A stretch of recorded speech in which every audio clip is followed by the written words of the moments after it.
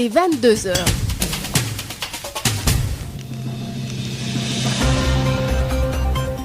Il est 22h sur Sen Radio, l'heure du journal, voici les titres. La coopérative agricole du Niambato dans le dur, les difficultés s'accentuent pour la commercialisation et la conservation des fruits et légumes transformés entre les communes de Nioro Alassane Tall, Toubacouta jusqu'à Keur Samba Gueye. Au même moment à Kaolack, les opérateurs de la Fédération des organismes privés peinent à atteindre les objectifs assignés au même titre que la Sonacos pour cause de retard de la structure et des abattements excessifs qui ont barré la route aux opérateurs. Maître Eladji Diouf impute l'incendie de son domicile aux manifestants pro-Sonko. L'avocat va déposer une plainte pour tentative d'assassinat auprès du procureur. Face à la presse, il assure que sa cliente Adissar est en sécurité. Campagne de vaccination anti-Covid-19, le district sanitaire de Mbour dans la deuxième phase. Les autorités sanitaires et administratives ont donné le ton pour cette deuxième étape avec les 4500 doses reçues. Sitting de protestation des 76 travailleurs de l'hôtel King Fahd Palace. Très mécontents, ces travailleurs jugent leur licenciement abusif et ne cautionnent nullement les motifs économiques avancés par la boîte. Ils interpellent l'État du Sénégal pour leur réintégration. L'actualité hors de chez nous et la page des sports vont mettre un terme à ce 22h. Bienvenue à toutes et à tous. Alassane Wade assure la partie technique. Sud-Nuit. Josette Kali. Comme je vous le disais dans les titres, le district sanitaire de Mbour a procédé au lancement de la deuxième campagne de vaccination. Ce jeudi, le préfet de Mbour a donné le ton après avoir pris sa dose. L'administrateur civil n'a pas manqué de lancer un appel aux populations, surtout les personnes du troisième âge vivant avec des comorbidités. Pour la deuxième phase, le district sanitaire de Mbour a reçu 4500 doses de vaccin AstraZeneca. Moustapha Sall. Le district sanitaire de Mbour a reçu 4500 doses de vaccins pour la deuxième étape de la campagne de vaccination contre le Covid-19. Docteur Jean-Jacques Malomar est le médecin-chef du district. Nous avons reçu 4500 doses de vaccins d'AstraZeneca et 2500 doses de Sinopharm pour parer à la deuxième dose qui devait être administrée au personnel de santé. Et ces vaccins ont été répartis aux 34 points de prestation de services, donc au niveau le plus déconcentré possible. Le vaccin y est et c'est le lieu de lancer un appel à la cible, c'est-à-dire les personnes âgées de plus de 60 ans et vivant avec une comorbidité, de se rapprocher des postes de santé qui sont dans la localité la plus proche. C'est l'autorité administrative qui a donné le ton. Le préfet a pris sa dose avant de rassurer les populations sur l'utilité du vaccin Mortaletine. C'est de façon symbolique qu'on a voulu marquer le lancement de la seconde phase de la campagne de vaccination contre le Covid-19. Je voudrais également dire qu'il ne faudrait pas qu'on oublie que le virus continue à circuler. Par conséquent, le respect des mesures barrières, notamment le port du masque, doit toujours être de rigueur. Malgré le fait qu'on soit vacciné, il faut continuer à porter son masque pour lancer un appel solennel à toute la communauté de Mbour à se rapprocher de leur structure de santé, notamment les personnes âgées vivant ou non avec comorbidité, pour que très rapidement qu'elles soient vaccinées. Le personnel médical l'a dit et ne cesse de le répéter, ces vaccins ne comportent aucun risque, aucun danger. Au contraire, c'est tout bénéfique pour la personne qui accepte de se vacciner, parce qu'en le faisant, elle se protège, mais également elle participe à la protection. Pour réussir ce pari, il compte s'appuyer sur la communication de masse. Vous l'avez noté, nous avons tenu à faire participer à cette cérémonie de lancement de la seconde phase le président de l'association des communicateurs traditionnels, l'imam ratib, le curé, le président de l'association des délégués de quartier, tous leaders d'opinion dans la communauté pour qu'eux-mêmes soient les relais du personnel médical, pour qu'ils participent à lever toutes les craintes liées à cette vaccination. Le district sanitaire de Mbour a connu 18 morts sur 742 cas, dont 506 guéris. À ce jour, 177 malades sont sous traitement. Moustapha Sall, Mbour, Sud FM.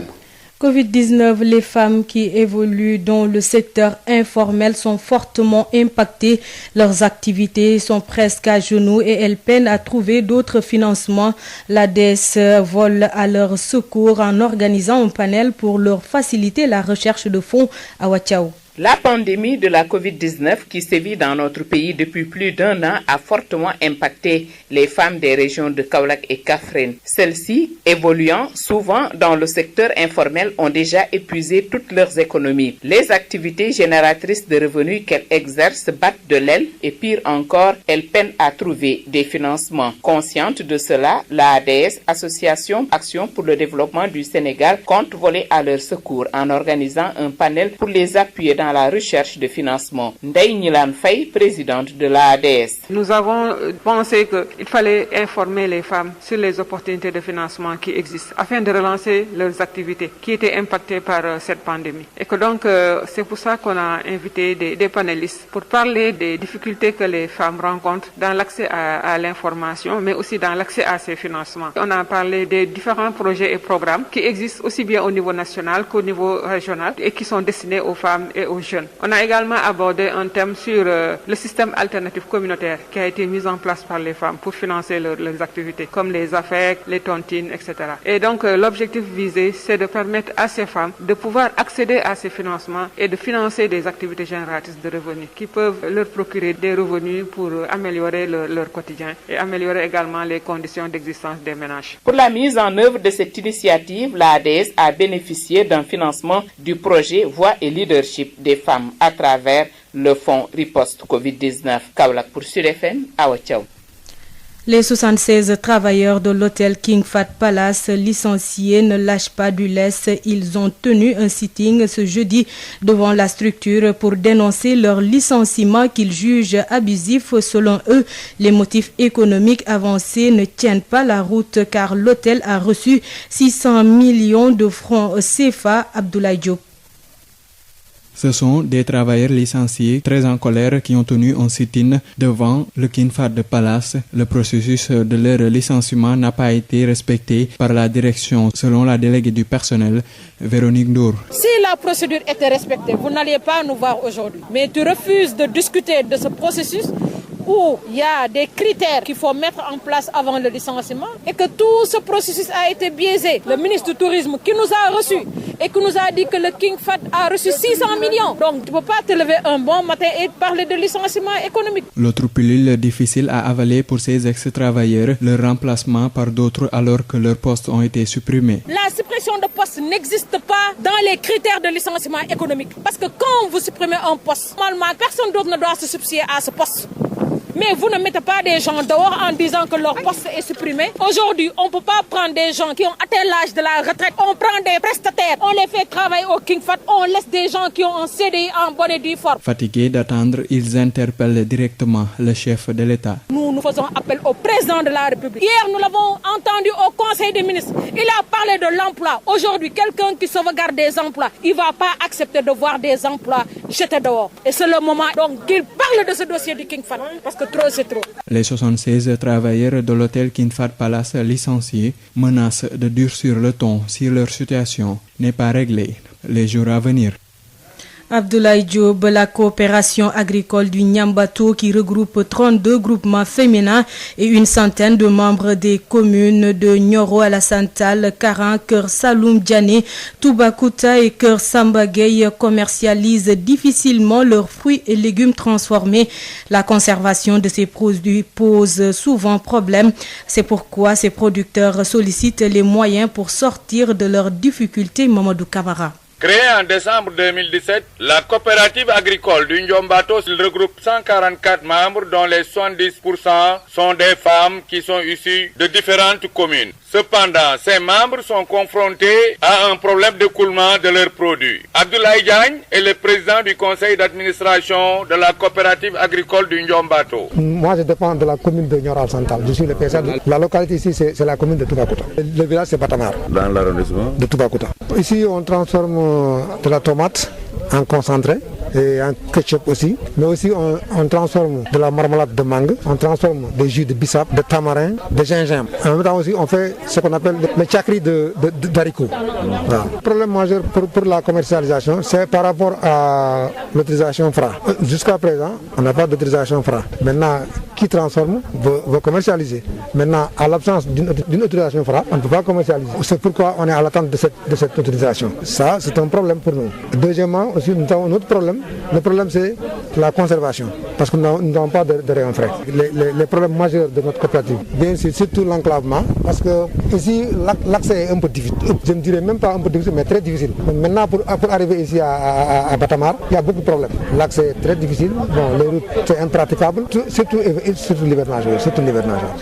Chercher aussi des partenaires, c'est important pour l'écoulement de vos produits. C'est important. On est même dans les démarches. On parle avec des partenaires, on parle avec aussi nos autorités locales, vraiment pour venir appuyer cette coopérative, parce que la coopérative, c'est un bien pour tout l'arrondissement. Une coopérative agricole qui est encadrée par l'équipe du développement rural de la Caritas Kaolack dans les techniques culturelles telles que l'agroécologie. Kaolack, Mamadou Camara, Sud FM. À Kaolack, les opérateurs de la Fédération des organismes privés stockeurs et transporteurs pensent que les huiliers comme la Sonacos n'ont pas atteint leur objectif pour deux raisons. D'abord, la Sonacos a tardivement réagi sur le marché. Ensuite, les abattements excessifs ont fait fuir les opérateurs privés. Pour la survie de la filière, ces opérateurs proposent à l'État les assises du secteur agricole et les états généraux de la filière arachide. Bidji Sissé, le secrétaire général de la FNOPS-T, au micro de Mamadou Camara. Le directeur général nous a reçu une fois dans son bureau, à la salle de conférence de la Sonacos, direction générale. Il avait dit qu'il va suivre le prix du marché, mais il ne l'a pas fait. Il a attendu jusqu'à ce que le président a prononcé son discours du 31 pour revenir sur le prix du marché. Il avait dit, si les graines coûtent 300 francs ou 350, 325, il suivra le prix du marché, ce que font les étrangers. Mais il ne l'a pas fait, il a attendu. C'est pour cela qu'il n'a pas pu obtenir ce qu'il voulait, son objectif. Le poids qu'il a eu, il l'a eu dans la région de Louga et la région de Diourbel et la région de Ziguinchor. Mais dans le centre, il n'a pas beaucoup de... Il y avait un problème de déchargement là. Bon, il est venu acheter à 320, mais le problème des abattements a posé problème. Oui, parce qu'il y avait beaucoup de prix. Il y avait les étrangers qui achetaient à 320, la Copper 320, mais lui, il avait déclaré à 285, ce qui n'est pas possible. Acheter les graines à 300 francs et les vendre à 285, c'est pas possible. C'est-à-dire la manière dont le président a dit, il y a beaucoup de personnes qui ne le comprennent pas. C'est-à-dire la Sonacos doit aligner sur le prix du marché. Ça ne veut pas dire qu'aller à bord champ. Il ne le peut pas. La Sonacos ne peut pas aller bord champ, ne peut pas le faire parce que l'année dernière, il avait donné des contractualisations. Ceux qui ont pris des contractualisations ne sont pas reçus leur poids. Comme on a privatisé la filière arachide, ça ne sera pas possible. La Sonacos l'a fait 2 fois et ça a échoué. Il y a une année qu'il a payé par voirie aux producteurs. Nous sommes des opérateurs, nous sommes incontournables dans la filière arachide. C'est une chaîne. Chaque maillon doit jouer le jeu. Il y a les producteurs qui doivent produire, les opérateurs qui doivent acheter, les transporteurs qui doivent transporter et les huiliers qui doivent raffiner, structurer.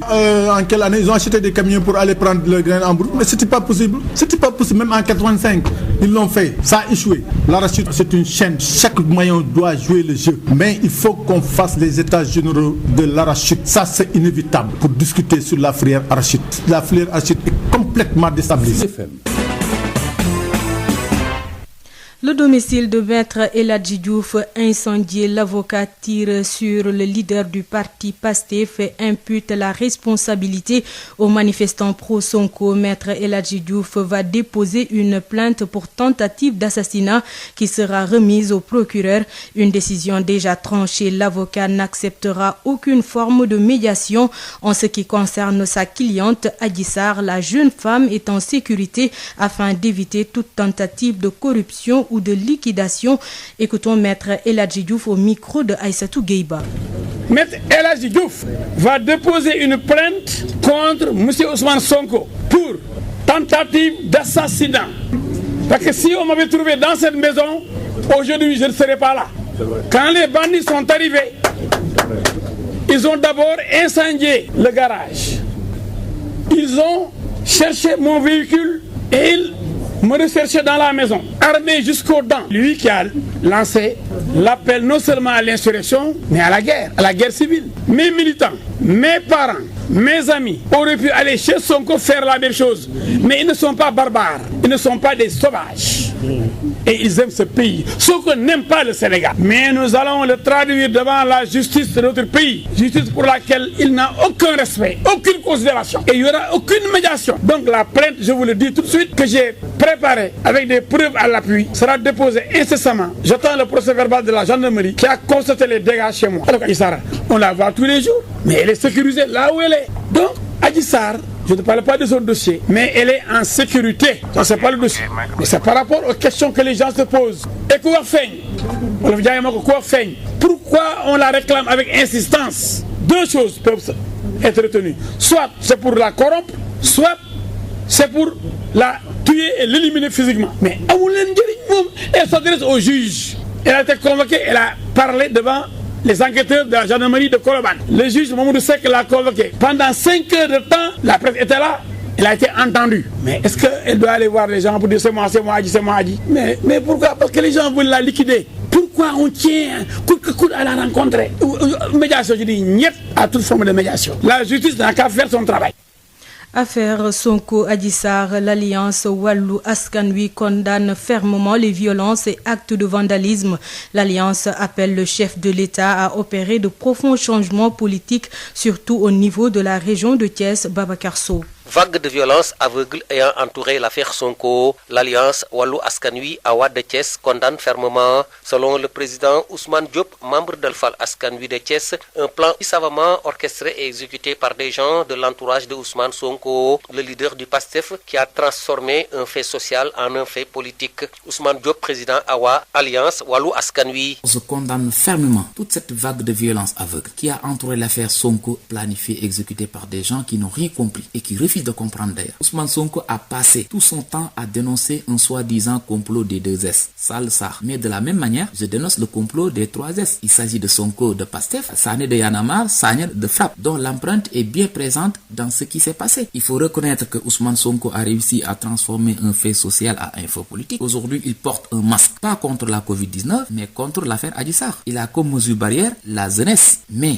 le jour où ce masque tombera, il se cognera contre cette même barricade. L'Alliance Wallu Askan Wi Awa, qui au-delà de cette situation demande au président Macky Sall d'opérer des solutions politiques en ce qui concerne Thiès. Selon Ousmane Diop, il urge d'opérer des changements dans le camp présidentiel complètement en déphasage avec les intérêts des populations qui les ont élus, d'où la nécessité de la création du courant Alliance Wallu Askan Wi Awa, la mère de l'humanité. Ousmane Diop. Au-delà de ces considérations, je suggère au président de la République d'apporter des solutions politiques, surtout à ce qui concerne Thiès. Il urge d'opérer des changements dans la démarche des gens qui sont censés le représenter. Il y a l'impérieuse nécessité qu'il associe étroitement les jeunes dans les prises de décision. Qu'il y a un net déphasage entre le langage de ces gens et celui des populations. C'est d'ailleurs dans ce sillage que nous allons lancer le concept Alliance Wallu Askan Wi Awa, qui n'entame en rien notre appartenance au mouvement Fal Askan Wi et Benno Bokk Yakaar, pour l'atteinte des objectifs d'épanouissement économique et social, à l'image d'Awa, la mère de l'humanité. Babacar Sow depuis Thiès pour Sud FM. À Rufisque, la coalition Benno Bokk Yakaar s'incline devant la mémoire des disparus suite aux événements de la semaine dernière et salue la décision du président de décréter ce 11 mars journée de deuil national. La coalition condamne avec fermeté les violences, saccages et destruction de biens publics et privés et appelle à l'apaisement. La coalition a fait face à la presse ce jeudi à Sangalkam. Denisia Sambou. Réunie ce jeudi 11 mars à Sangalkam sous la présidence de son coordonnateur Omar Gueye, la coordination départementale de Rufisque de la coalition Benno Bokk Yakaar a tenu à présenter ses condoléances aux familles des victimes. Mohamedou Moustapha Dieng, porte-parole du jour. La coordination départementale s'incline devant la mémoire des disparus suite aux événements cités supra. Salue la décision de décréter le 11 mars 2021 journée de deuil national. Toutefois, la coordination réaffirme sa solidarité aux maires et responsables du département de Rufisque qui ont subi des destructions au niveau de leur commune et appelle au calme. La coalition Benno Bokk Yakaar condamne avec fermeté les violences, saccages et destructions de biens publics et privés. Salue l'attitude des organisations de jeunesse qui ont sillonné le département pour appeler à l'apaisement et à la responsabilité. Appel au calme et à la sérénité des populations. s'agissant des mesures annoncées lors du Conseil des ministres du mercredi 10 mars 2021, à savoir la mobilisation de 350 milliards de francs CFA sur 3 ans destinés à l'emploi des jeunes, la coordination a exhorté le gouvernement à mettre en œuvre en mode fast-track les décisions du chef de l'État. Rufisque Denisia Sambo pour Sud FM. Denisia Sambou attaque des centres d'état civil lors de ces manifestations. Le coordonnateur de la coalition Benno Bokk Yakaar de Rufisque, le ministre Omar Gueye, condamne et annonce que le gouvernement prendra les dispositions nécessaires pour la reconstitution de ces centres. Une affaire qui ramène au goût du jour la question de la numérisation. Le ministre des collectivités territoriales soutient que son ministère travaille sur le projet. Déjà un financement de 18 milliards avec l'Union européenne est bouclé. Omar Gueye, ministre des collectivités territoriales et du désenclavement, au micro de Denisia Sambou. Je pense qu'il faut d'abord condamner avec la dernière énergie le saccage des lieux publics et privés de manière générale, pas spécifiquement les états civils, les centres d'état civil, mais de manière particulière les états civils. Je pense qu'il faut être insensé pour s'attaquer à des centres d'état civil, parce que le centre d'état civil, c'est la mémoire. C'est l'état civil qui permet de connaître les populations dans les localités, et même les populations au niveau du Sénégal. C'est au niveau des centres d'état civil que nous pouvons avoir nos papiers qui permettent de nous identifier, qui permettent d'avoir des extraits de naissance, des passeports, des cartes nationales d'identité. Donc, je pense qu'il faut le placer dans un contexte général, le contexte qui a eu lieu, et condamner cela. C'est ce que toutes les personnes éprises de paix ont eu à faire, commencer par le président de la République. Et je pense qu'aujourd'hui, au moment où nous sommes, les populations prennent conscience que ce qui s'était passé était une chose anormale, une parenthèse ouverte qui est à refermer très très rapidement. Et évidemment, le gouvernement prendra les dispositions nécessaires pour la reconstitution en relation avec les maires de ce qui peut être reconstitué au niveau des centres d'état civil. Évidemment, ce ne sont pas tous les états civils qui ont été saccagés également. Il y a eu effectivement des communes, des mairies qui ont eu ce problème. Mais pour cela, pour ces mairies-là, nous allons les encadrer et faire tout notre possible pour une reconstitution de l'état civil. Et cela pose la problématique de la numérisation et de la digitalisation de l'état civil, un dossier sur lequel, sur instruction du président Macky Sall, nous travaillons. Nous avons un financement de 18 milliards déjà avec l'Union européenne et nous allons nous y atteler. Leadership féminin, résilience Covid-19, c'est le thème retenu pour la session de formation de 2 jours organisée par l'ONFP. Environ 300 femmes y participent. Une formation virtuelle pour permettre à ces femmes de se positionner dans l'environnement social, comprendre les spécificités du leadership féminin et développer un esprit de management. Le lancement a eu lieu ce jeudi dans les locaux de l'ONFP Babacar Samb. Avec 5500 femmes déjà formées dans divers domaines d'activité durant l'année 2020, l'ONFP se positionne comme le premier levier de l'insertion professionnelle et la promotion de l'entrepreneuriat des femmes.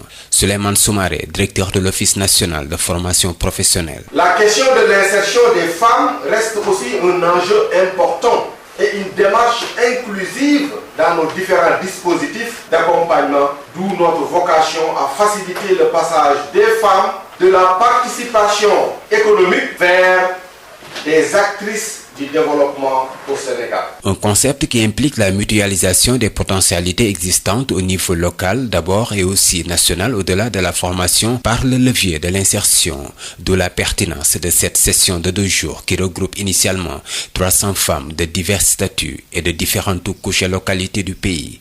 La formatrice, Madame Nias, directrice de la SOGA. Leur dire qu'aujourd'hui, là où l'homme réussit, la femme peut réussir. Ensuite, nous allons parler de comment découvrir son propre style de leadership. Par exemple, dans cette formation, nous avons beaucoup de femmes de tenue. Hein. Il faut savoir que c'est une réalité aujourd'hui. Une femme peut être colonel, une femme peut être capitaine. Et dans le subconscient du Sénégalais, c'est un peu difficile de dire « je ne vais pas me faire diriger par une femme ». Donc, l'intérêt de ce module, c'est permettre à la femme de savoir quel type de leadership imposer dans ce cas de figure. Est-ce que ce sera participatif, délégatif ou etc. Et aussi s'affirmer au féminin. Donc on va voir comment s'affirmer, les techniques qu'il faut. Et ensuite, nous allons clôturer par le management au féminin. Leadership féminin, résilience Covid-19, thème de cette session de formation. L'ONFP s'inscrit à travers cette initiative dans la logique du chef de l'État à offrir aux femmes suffisamment d'outils nécessaires pour se prendre en charge seules, d'un point de vue économique, social et professionnel, pour enfin leur assurer une autonomie. Nouvelle attaque rebelle en Casamance, un caporal-chef tué, 4 militaires grièvement blessés après l'explosion d'une mine au passage de leur pick-up. Les éléments armés ont ouvert le feu sur eux avant de prendre la fuite en direction de la frontière avec la Guinée-Bissau. Les accrochages ont eu lieu mercredi en fin d'après-midi à Sikoun. Moussa Dramé. Le bilan, encore provisoire, fait en effet état d'un caporal-chef tué et de 4 autres militaires grièvement blessés et évacués au centre hospitalier régional de Ziguinchor. La nouvelle est confirmée par une source sécuritaire et en recueille l'anonymat. L'attaque a lieu ce mercredi en fin d'après-midi vers 18h dans la zone de Sikoun, arrondissement de Djibanar et département de Goudomp, dans l'extrême sud du pays. Selon nos sources, des éléments armés appartenant au mouvement des forces démocratiques de Casamance MFDC ont tendu une embuscade aux militaires en partance pour la relève de leurs collègues en position avancée. Le premier pick-up aurait sauté sur une mine et les assaillants, nichés dans la forêt, ont ouvert le feu sur eux au moyen de fusils automatiques. Le deuxième pick-up militaire a réussi à repousser les assaillants qui se sont repliés en direction de la frontière avec la Guinée-Bissau, rapporte la même source. Cette attaque intervient quelques semaines seulement après les opérations de ratissage de l'armée en soutien au retour des populations déplacées à leur foyer d'origine comme à Sikoun, Bissine et Senghor. Reste donc à se demander si les bandes armées chassées de leur base ne cherchent-elles pas à occuper à nouveau leurs anciens sites ou c'est juste une attaque isolée. En tout état de cause, ce nouvel accrochage arrive comme pour torpiller l'espoir d'une nouvelle relance du processus de paix en panne, d'abord au plan interne au MFDC et avec l'État du Sénégal en vue de la signature des accords d'une paix définitive en Casamance. Moussa Dramé Sédhiou, Sud FM. Sud International. Hors de chez nous, l'ex-chef de l'État de Mauritanie tombé en disgrâce, Mohamed Ould Abdel Aziz, a été placé sous contrôle judiciaire jeudi après son inculpation pour corruption aux côtés de son gendre, de 2 anciens premiers ministres et de plusieurs anciens ministres et hommes d'affaires. L'ex-président crie au règlement de compte. À la veille de la célébration de la Journée internationale du consommateur le 15 mars prochain, la Ligue des consommateurs du Burkina Faso dénonce une augmentation abusive des prix de grande consommation et de la qualité douteuse des huiles alimentaires. Les responsables de la Ligue ont animé ce jeudi une conférence de presse, le point avec Mathieu Somda depuis Ouagadougou. Selon les enquêtes menées en ce début du mois de mars par la Ligue des consommateurs, les prix des produits de grande consommation connaissent une hausse. Le président de la Ligue des consommateurs, Draman Traoré, a indiqué à la presse que le prix du sac de 100 kg de maïs est passé de 18 500 francs CFA en janvier à 21 000 francs CFA ce mois de mars.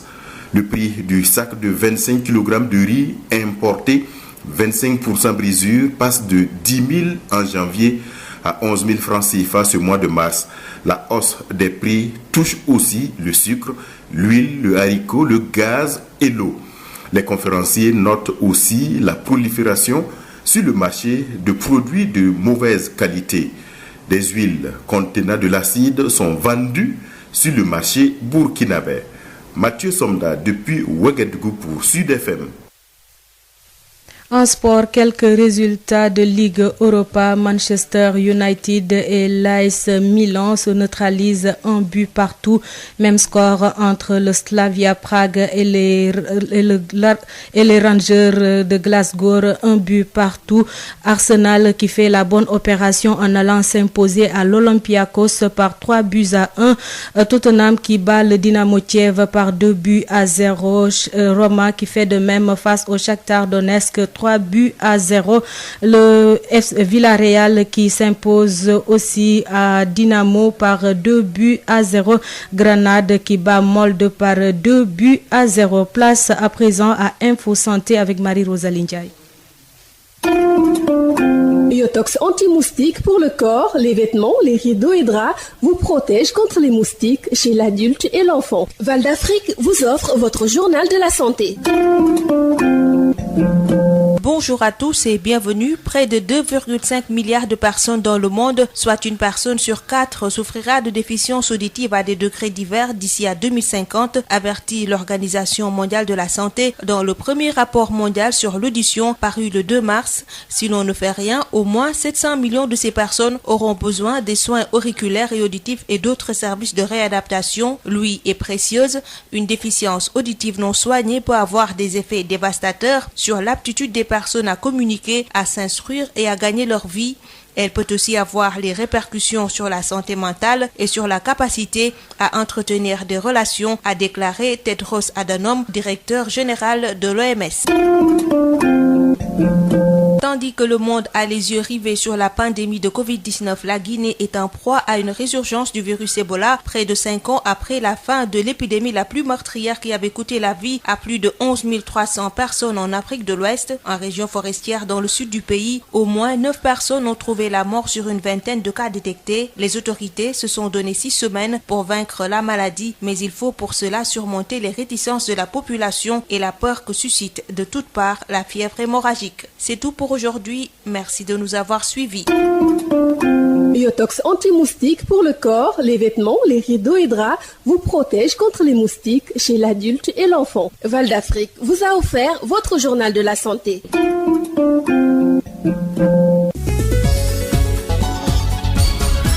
Josette Kali. À 22h passées de 33 minutes, c'est la fin de ce journal. Tout de suite, le rappel des grandes lignes.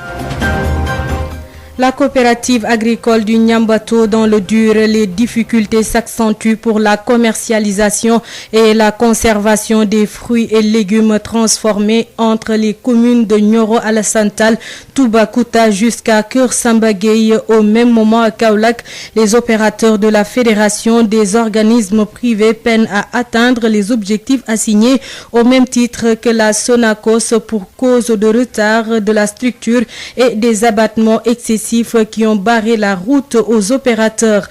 Maître Eladji Diouf impute l'incendie de son domicile aux manifestants pro-Sonko. L'avocat va déposer une plainte pour tentative d'assassinat auprès du procureur. Face à la presse, il a assuré que sa cliente Adissar est en sécurité. Campagne de vaccination Covid-19, anti-Covid-19, le district sanitaire de Mbour dans la deuxième phase. Les autorités sanitaires et administratives ont donné le ton pour cette deuxième étape avec les 4500 doses reçues. Sitting de protestation des 76 travailleurs de l'hôtel King Fahd Palace. Très remonté, ces travailleurs jugent leur licenciement abusif et ne cautionnent nullement les motifs économiques avancés par la boîte. Ils interpellent l'État pour leur réintégration. L'actualité hors de chez nous et la page des sports ont mis un terme à ce 22h mise en onde par Alassane Ouad. Bonne suite des programmes sur la 98.5 Sud FM Sen Radio.